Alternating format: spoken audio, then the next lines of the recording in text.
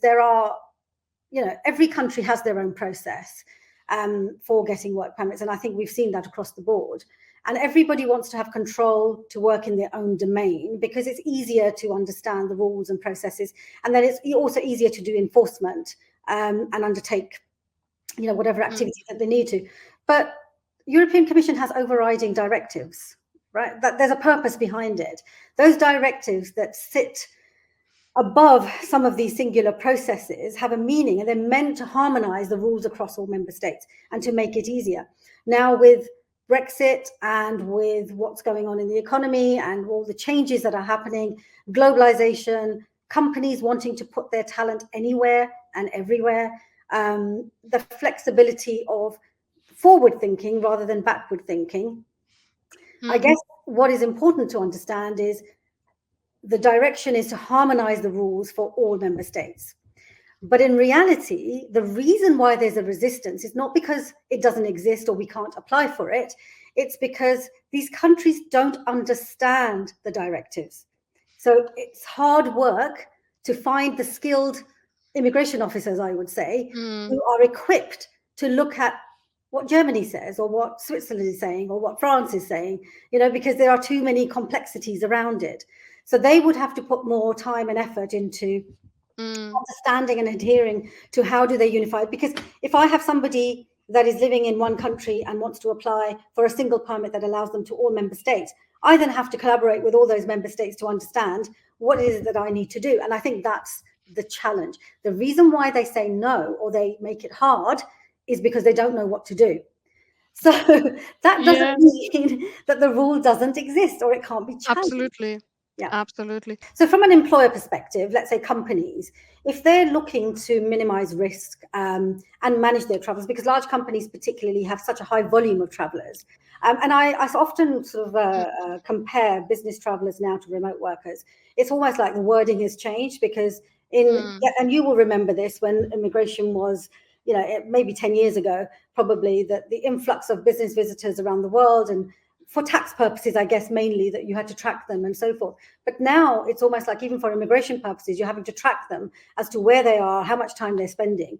What should companies do from a good practice, a good management perspective? Because there are so many tools out there, but is it as good as just managing it on an Excel sheet? Should the onus be on the employees? Should companies have it in their policies so that the onus is shifted from the employer? Because my concern would be around employer liability. That if employees are traveling, they haven't been given good advice or guidance internally, and then they're stopped, and then they've been deported or they've been banned. And I've seen, and we're going to talk about bans as well, they're banned from entering any Schengen region or European member state. That has consequences. So how can companies manage this in the right way? Obviously, there's no right or wrong answer in terms of being perfect, but at least protect themselves. The problem is, yes, there are lots of tools and lots of companies as well establishing new tools, because the business traveler part or population is something which has, I would say, the biggest compliance risk, not only from immigration, but also tax and social security wise. And therefore, the immigration is just now really one of the hotter topics. With the UK and the Brexit, basically, it is for British or people from the UK coming to Switzerland even a bigger issue, and there is a lot of commuting back and forth. Therefore, would we just advise really at the beginning of the year to look at your population, see how you can best kind of schedule the travels or kind of go around or see when somebody travels and where, to make sure everybody is as well aware about the 90 days. And it's really every month or every quarterly test to reinforce the situation and tell again and again that they need to consider the 90 days. How is it calculated, right? Because some people will travel, so they're on a flight, for example, you go to France and maybe you're traveling to Germany. Maybe, you spent most of your time in an airport, you're on a flight. So how are the days calculated? Are those travel days included in the calculation for the purposes of the 90 days? If they are in the country, basically, if you land at 10 p.m. in the evening, then that day still counts as a day if that is spent in a Schengen country.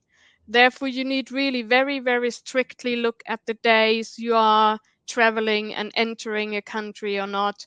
So, if you are a business traveler and maybe you're responsible for the European countries, then that is one of the huge things to really look at it very, very carefully. I'm seeing more and more employees saying they're being banned because they're not compliant, or they're doing an activity that wasn't reported, or that the permit that they have doesn't quite meet the requirements. I mean, there was an example somebody gave me in Portugal as an example, that there was a inspection that took place for a company, and they had lots of project workers there. And what happened was, when the immigration authorities started to speak to these workers, they all spoke in Portuguese. And when they asked, what are you doing here? Why are you here? They said, we are coming from a sending company. They didn't explain their nationality. So while they were speaking Portuguese, they were all Brazilian. So they were found to be in breach of what the rules were. And so there were bans that were actually, issued across the board. So I just wanted to get your perspective on bans and how that works in the EU. That is something which, I mean, I can particularly speak now about Switzerland. That is something which increases. And the thing is that one topic is the labor market inspection in the end in the company or in the premises they are working. And the topic is that if the labor market inspector then asks the worker the question, what are you doing here? And he might then say, I'm working, I'm doing whatever. And the problem is that maybe beforehand, when he was talking to his HR and they asked him, what are you doing there? He said, I'm just being there for meetings. I'm not doing actually anything at all. And maybe then the advice was from the HR, okay, meeting, exchanging information. There's no need of a work permit. Therefore, we're safe. We don't need to do anything. And the problem is that the employees or the workers will, in the end, facing the labor market inspector themselves. And Mhm. if sometimes I think that is also a human thing, if an inspector is coming to you, you are already in a bit of a not relaxed atmosphere, and then you might just answer something which you shouldn't have answered. And the thing is, as soon as someone is then saying work, they will look in their computer or in the system and see and check whether there's a work permit in place or not. If not, there's immediately he has to leave the premises and it has to stop to work. And therefore, that is something which you cannot even do anything.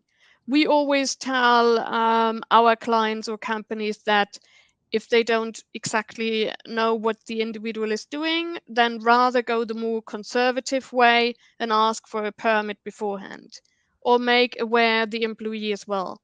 Because the thing is, if there's one employee who might be in a labor market inspection and something like that happened, and he has to leave, that might be fine, and the ban or the fine will be just for the employee. But if that happens multiple times, or if Mhm. there are a couple of, then maybe the company is actually banned from providing services as well to the country.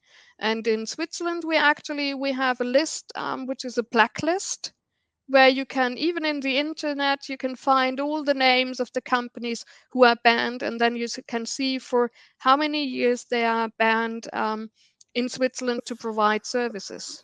And I think there's been a perception of relaxation of rules in the EU, when you've seen lots around nomads, you've seen some countries introducing new categories with tech visas, etc., Mm, startup visas.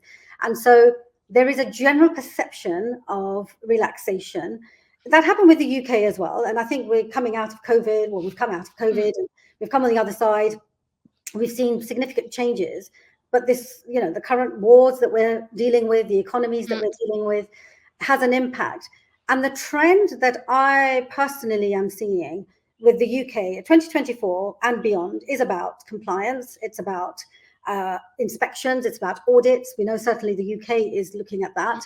And so in readiness for this webinar, I did actually take some due diligence of my own, and I went out and I spoke to the European Labour Authority, and I also spoke to immigration inspectors in France, and I thought I'd get a perspective from Germany as well. And it was really interesting findings, because around the posted workers, especially around third country nationals, were quite often that people use. What they said is they've actually created a report, and I think they're going to publish it soon, because this is kind of been happening in the last couple of months. So it's very kind of topical news right now, is that they're saying that people who are coming into Europe, especially remote workers, posted workers, business travelers, they kind of go under the radar, and authorities are not, they don't have a mechanism to target them directly. There is no kind of a collaborative system. And so what these authorities are doing, on the one hand, they're giving a carrot to say, we're relaxing the rules, go and get work permits, come into Europe, come as a nomad, because again, there's a shortage of talent and there's a shortage of different types of experience. But what he said to me was that there's an increase of migration into Europe over the last couple of years. And despite this relaxation, what they're seeing is that they can't police a lot of or track a lot of the information.